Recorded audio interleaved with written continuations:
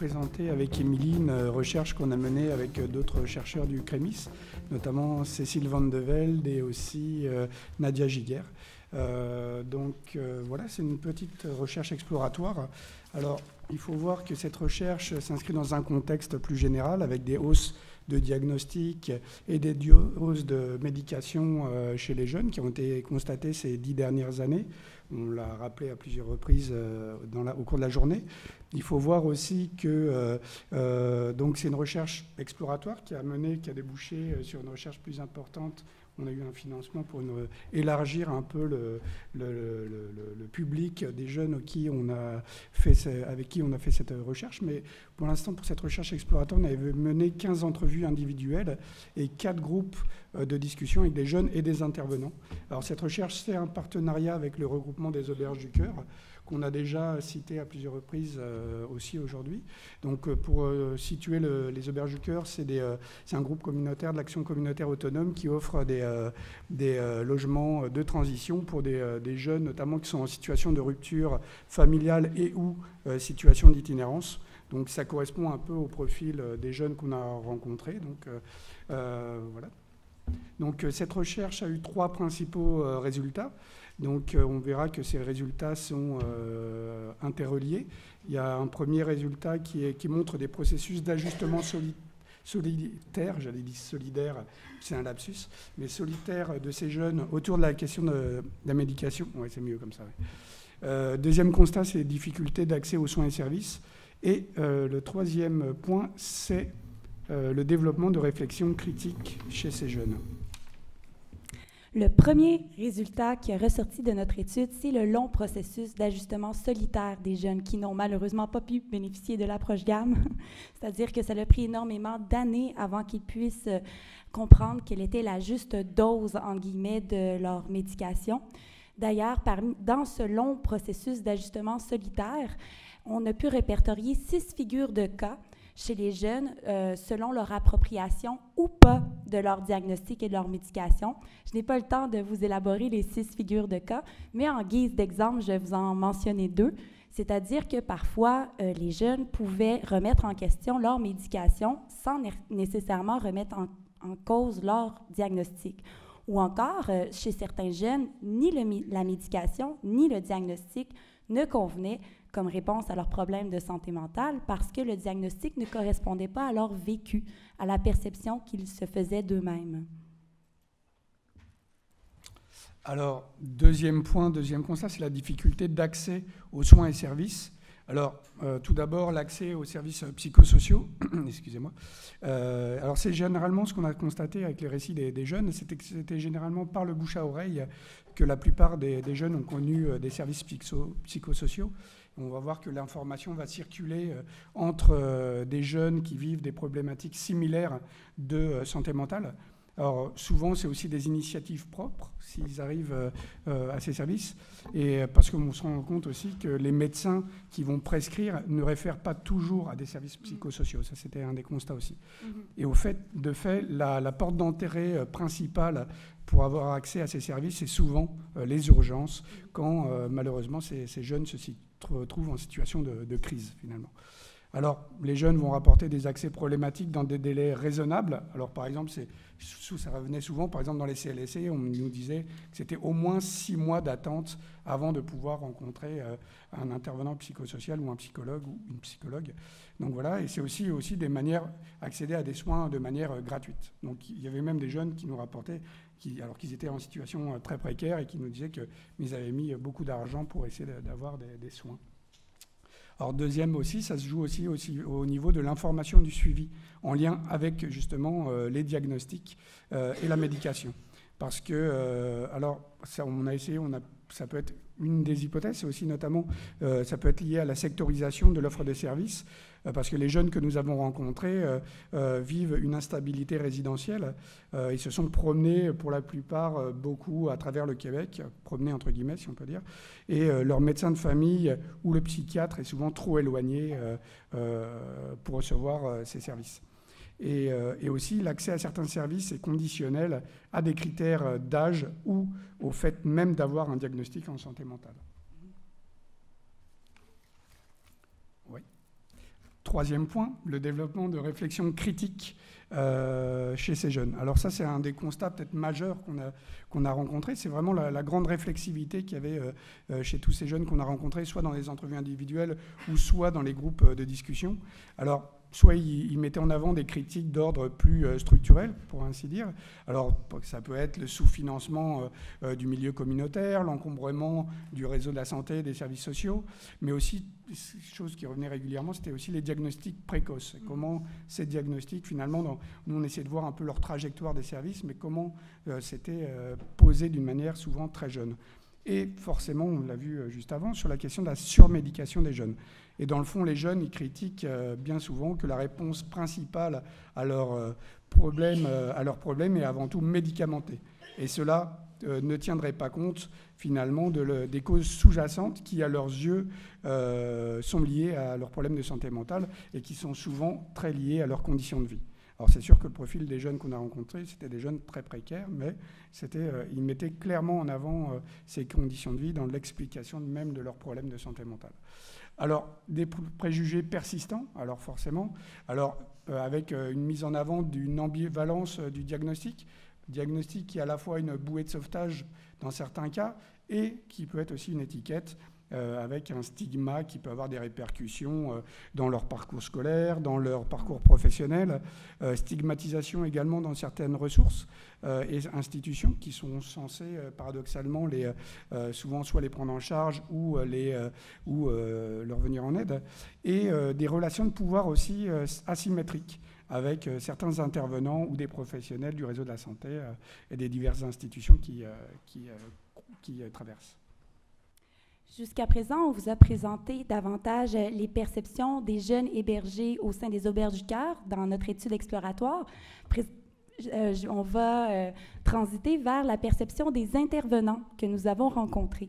C'est-à-dire qu'en préambule à cette diapositive, j'aimerais souligner que les transformations sociales ne s'opèrent pas toujours au niveau de l'élaboration des programmes publics ou des lois, etc., mais parfois se jouent au niveau des rapports de pouvoir entre les acteurs.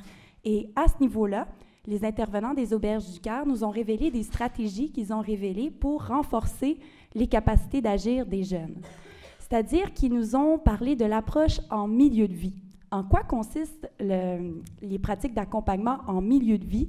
Eh bien, d'abord, dans une maison d'hébergement transitoire, ça consiste à offrir un lieu sécuritaire aux jeunes pour leur permettre d'entreprendre leur démarche. En deuxième lieu, qu'est-ce que ça implique? C'est de rentrer dans la quotidienneté des jeunes, de faire avec les jeunes, c'est-à-dire soit des activités sportives, soit cuisiner, etc. Donc, en partageant leur quotidienneté, ça permet d'établir des liens de confiance avec les intervenants qui puissent se révéler d'une manière plus authentique aux jeunes. Puis ça permet aussi d'aborder d'une manière beaucoup plus fluide des sujets délicats comme les problèmes de santé mentale, comparativement à les aborder dans un bureau en face à face. Puis sinon, les intervenants qu'on a rencontrés au sein des Auberges du Cœur tentent de développer une réflexivité critique chez les jeunes quant à leur médication, parce qu'ils ont pu observer que souvent les jeunes prennent leur médication sans savoir nécessairement pourquoi, ni sans savoir comment reconnaître ses effets. Donc, ils amènent les jeunes à faire leurs propres observations sur leurs habitudes de consommation de médicaments pour pouvoir poser les bonnes questions aux médecins lors des consultations. J'aimerais à présent faire des comparaisons entre les résultats de notre étude exploratoire menée auprès des jeunes des Auberges du Cœur et mon projet doctoral auprès des jeunes du mouvement Jeunes et Santé mentale. C'est-à-dire que je vais vous présenter une comparaison avec les résultats préliminaires de mon projet doctoral qui se penche plus spécifiquement sur l'influence des jeunes militants par rapport à l'élaboration des stratégies ou des revendications du mouvement.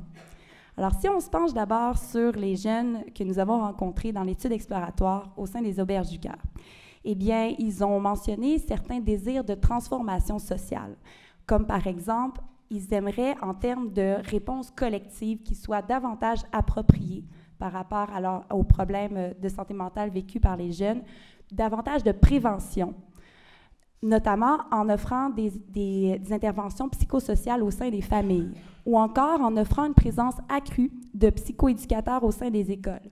Et plusieurs jeunes que nous avons rencontrés au sein des auberges du cœur nous ont également mentionné l'idée de permettre davantage de campagnes de sensibilisation sur la consommation de drogue, car à leurs yeux, cette consommation de drogue est inéluctablement liée à la détérioration de l'état de santé mentale des jeunes.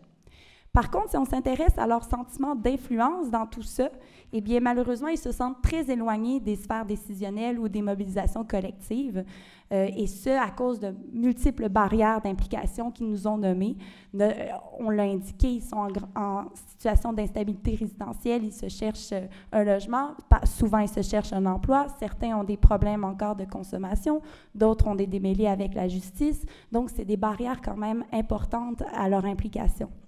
Si on se penche maintenant sur les jeunes militants du mouvement Jeunes et Santé mentale, quand je me suis intéressée à leur motivation à s'engager, à s'impliquer, ils m'ont nommé les mêmes enjeux d'accès aux soins et services en santé mentale que nous avons pu répertorier dans l'étude exploratoire, mais ils avaient également une réflexion critique quant aux structures de pouvoir qui créent des patterns discriminatoires, non pas seulement liés au stigma associé à un diagnostic en santé mentale, mais également à d'autres formes de stigma qui, une fois cumulées ensemble, deviennent problématiques. Je vous donne un exemple. Un des jeunes militants du mouvement est un homme transgenre. Il m'a mentionné qu'il a des difficultés à accéder aux soins et services, oui, parce qu'il y a un diagnostic en schizophrénie, mais également parce qu'il a déjà vécu en région et également parce qu'il est un homme transgenre. En ce sens, qu'il aimerait amener comme réflexion au mouvement, ou ce qu'il souhaiterait que le mouvement puisse contribuer socialement, c'est à l'acceptation des diversités d'identité de genre et aussi à la fois à l'accessibilité des soins et services dans toutes les régions du Québec pour les problématiques telles que la schizophrénie. En regard de ce qui est de leur sentiment d'influence, comment ils sentent qu'ils ont de l'influence au sein du mouvement, eh bien, ça dépend des situations. Ça dépend des situations, dans le sens que parfois, ils m'ont révélé avoir un sentiment d'influence plutôt faible parce qu'ils trouvent que ça va trop vite, qu'ils sont noyés dans le flot des courriels et d'informations, quand ils sentent qu'ils ne comprennent pas tout à fait le fonctionnement du mouvement ou les rôles des différents comités qui furent évoqués, ou encore quand ils ont carrément une position différente du positionnement officiel du mouvement, ou sinon, quand ils sentent qu'ils ont un vécu expérientiel très fort, très riche, à amener au mouvement, mais qui ressentent en parallèle le besoin de s'informer théoriquement, que ce soit par rapport au fonctionnement du mouvement ou encore l'historique du mouvement, ou sinon les enjeux en santé mentale. Ils ont un besoin d'informations théoriques avant de commencer à prendre la parole finalement au sein du mouvement. Quand ils m'ont rapporté avoir une influence forte, c'était quand la coordinatrice du mouvement leur demandait leur opinion par texto, quand ils influençaient l'ordre du jour, quand ils pouvaient faire des représentations politiques ou des sorties publiques. Donc, c'est ce genre de situation-là où ils sentaient que leur influence allait être plutôt forte. Petite conclusion, c'est bien parce qu'on termine avec une citation d'un jeune qu'on a rencontré, mais c'était un peu pour conclure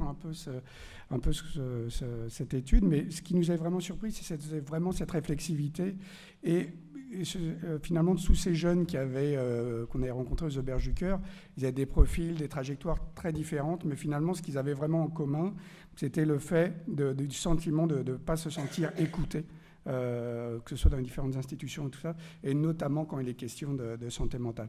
Donc, alors, c'est vrai que certains acteurs, comme le mouvement Jeunes et Santé mentale, ont fait une campagne, par exemple, pour demander une commission parlementaire ou demander un débat public. Alors, c'est des choses très importantes, et je pense qu'il y a différentes personnes, différentes expertises qui peuvent être mobilisées, aussi bien des expertises issues de l'intervention, issues de la recherche, mais c'est incontournable. Je pense que vraiment la parole des jeunes est à prendre en compte, vraiment pour savoir ce qu'ils vivent au quotidien et pour vraiment que les institutions prennent en compte vraiment leur parcours, leurs besoins, etc.